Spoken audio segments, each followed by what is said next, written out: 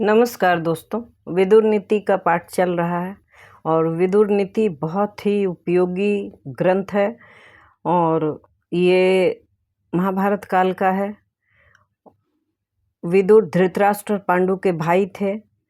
कुछ कारणवश उनकी माता जो थी वह राजकुल की नहीं थी, इसके कारण उनको राजकुल से तो राजकाज से तो अलग कर दिया गया था। वहाँ भी उस समय भी बहुत ज़्यादा षड्यंत्र था, उन्हें सिंहासन पर बैठने की आज्ञा नहीं थी। लेकिन उनकी विद्वता को कौन टक्कर दे सकता था।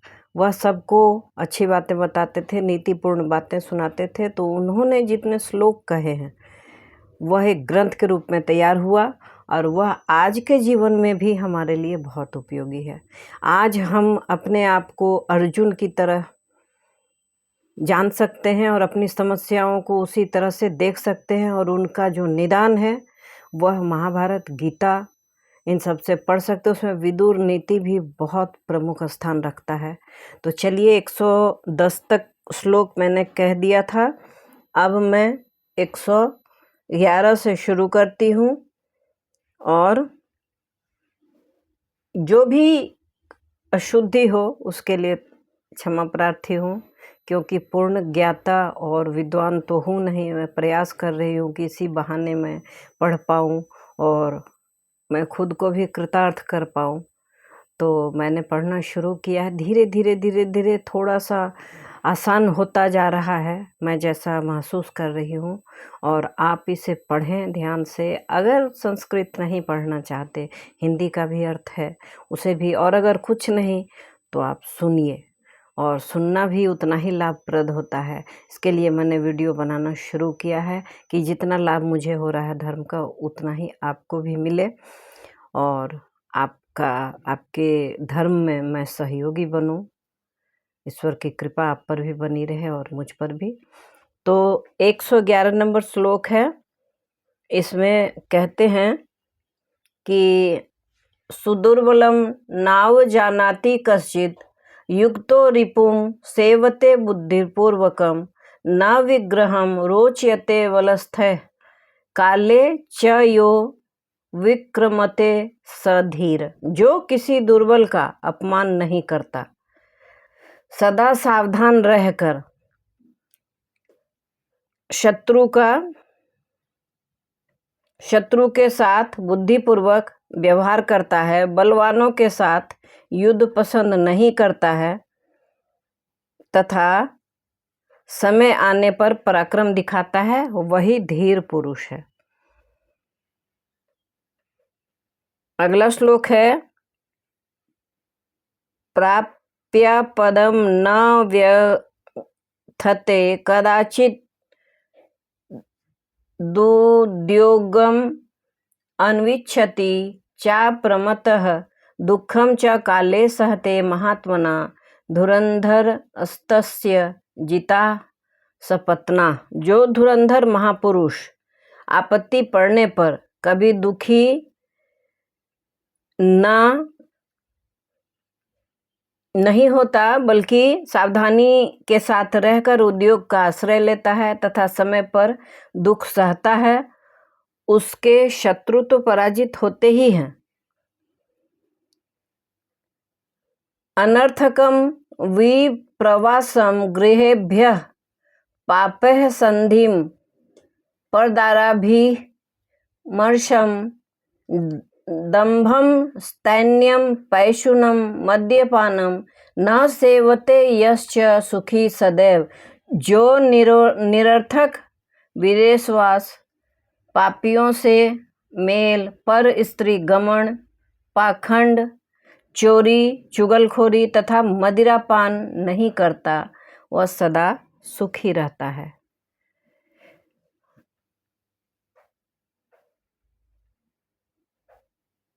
न संरंभेणारभते त्रिवर्गम अकारितः शंसति तत्वम एव मित्रार्थे रोचयते विवादम न पूजितः कुप्यति चाप्यमूढ़ यो अभ्यसूयत्यनुकंपते च न दुर्बलः प्रातिभाव्यम करोति नात्याह किंचित क्षमते विवादम सर्वत्र तादृग लभते प्रशंसाम। जो क्रोध या उतावली के साथ धर्म, अर्थ तथा काम आरंभ नहीं करता, पूछने पर यथार्थ बात ही बतलाता है, मित्र के लिए झगड़ा नहीं पसंद करता, आदर न पाने पर क्रुद्ध नहीं होता, विवेक नहीं खो बैठता, दूसरे के दोष नहीं देखता, सब पर दया करता है, दुर्बल होते हुए भी किसी को जमानत नहीं देता, ऐसा ही पुरुष बुद्धिमान कहलाता है।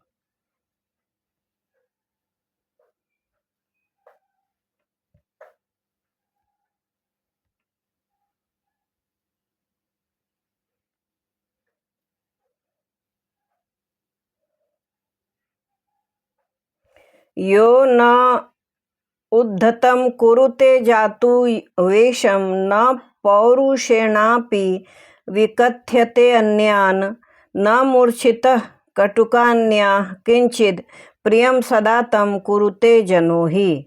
जो कभी उद्दंड का सा वेश नहीं बनाता, दूसरों के सामने अपने पराक्रम की डींग नहीं हाँकता, क्रोध से व्याकुल होने पर भी कटुवचन नहीं बोलता, उस मनुष्य को लोग सदा ही प्यारा बना लेते हैं। न वैरम उद्दीप्यति प्रशांतम न दर्पम आरोहति नास्तम एति न दुर्गतो न स्मृति करोत्य कार्यम तमार्यशीलम परमाहुरार्याः।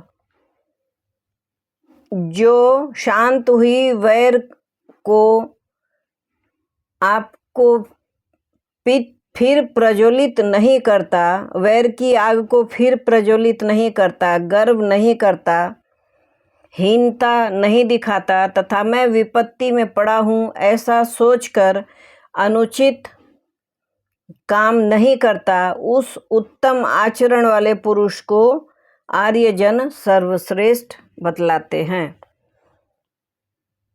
न स्वे सुखे वै कुरुते प्रहर्षम नान्यस्य दुखे भवति प्रहृष्टः दत्वा न पश्चात् कुरुते अनुतापम स कथ्यते सत्य सत्पुरुषार्य शीलः। जो अपने सुख से प्रसन्न नहीं होता, दूसरे के दुख के समय हर्ष नहीं मनाता, दान देकर पश्चाताप नहीं करता, वह सज्जनों में सदाचारी कहलाता है।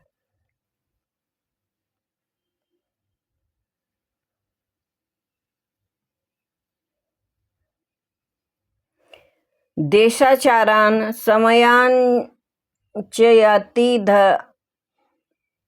धर्मान्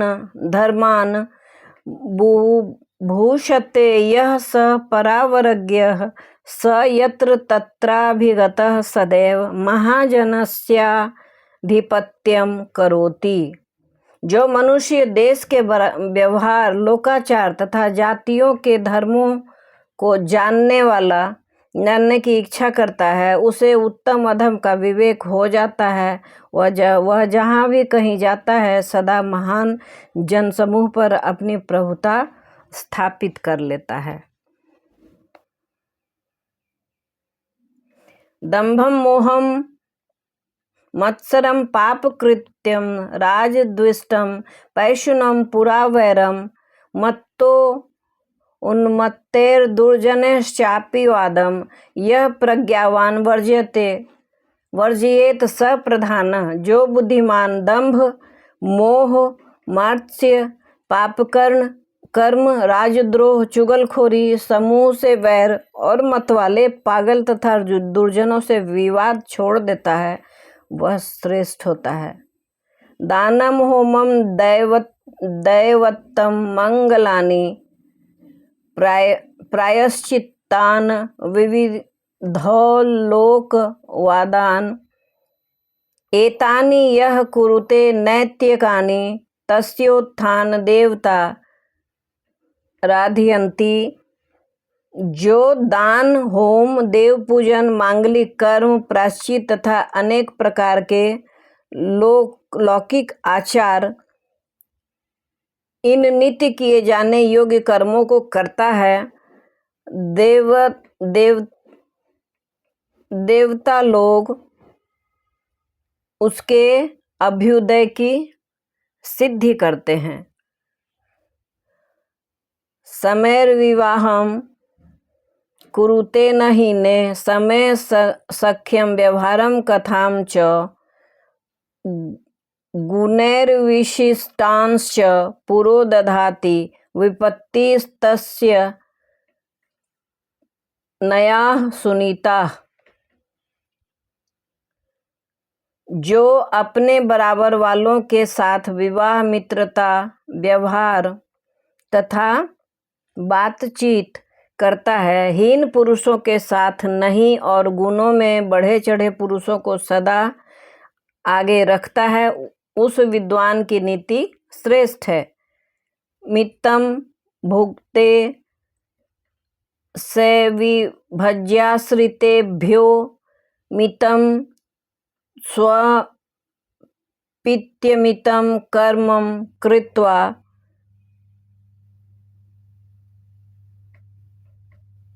ददात्यमित्रेष्वापि याचितः सं स्तमान्मवन्तं प्रजहत्यनर्थाः। जो अपने आश्रित जनों को बांटकर थोड़ा ही भोजन करता है, बहुत अधिक काम करके भी थोड़ा सोता है तथा मांगने पर जो मित्र नहीं है उसे भी धन देता है, उस मनस्वी पुरुष को सारे अनर्थ दूर से ही छोड़ देते हैं। चिकीर्षितम विप्रकृतम च यस्य नान्ये जनाः कर्म जानन्ति किंचिद मंत्रे गुप्ते सम्यगनुष्ठिते च नाल्पो अप्यस्य च्यवते कश्चिदर्थः। जिसके अपनी इच्छा के अनुकूल और दूसरों की इच्छा के विरुद्ध कार्य को दूसरे लोग कुछ भी नहीं जान पाते, मंत्र गुप्त रहने और अभीष्ट कार्य का ठीक ठीक संपादन होने के कारण उसका थोड़ा भी काम बिगाड़ते नहीं हैं, बिगाड़ नहीं पाता।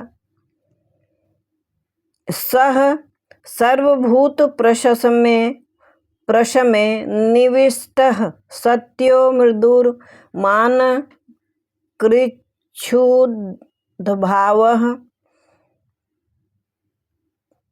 अतीव स ज्ञायते ज्ञाति मध्ये महामणिर्जात्य इव प्रसन्न। जो मनुष्य संपूर्ण भूतों को शांति प्रदान करने में तत्पर, सत्यवादी,